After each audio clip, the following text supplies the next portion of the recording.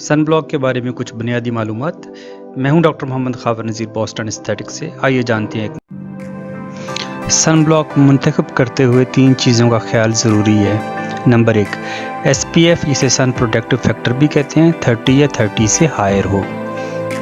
Number 2, ये broad spectrum हो, यानी ये अल्ट्रावायलेट A और अल्ट्रावायलेट B को भी कवर करता हो। नंबर 3, ये वाटर रेजिस्टेंट हो, यानी पानी और पसीने में भी ये काम करता हो।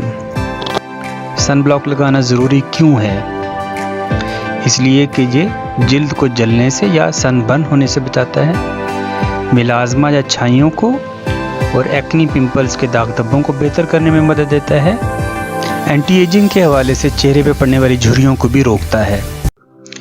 सन ब्लॉक कैसे लगाया जाए? सन ब्लॉक लगाने का असर 15 से 20 मिनट के बाद शुरू होता है, इसलिए बाहर जाने से पहले 15 से 20 मिनट पहले इसकी एप्लीकेशन बहुत ज़रूरी है। हर 2 से 3 घंटे के बाद इसको रिपीट करना ज़रूरी है, क्योंकि इसका असर ख़त्म हो जाता है। इसके अलावा फिज़िकल प्रोटेक्शन यानी छतरी का इस्तेमाल, ब्रॉड ब्रिम्ड हैट्स यानी टोपी और हैट का इस्तेमाल, स्कार्फ और दुपट्टे का इस्तेमाल,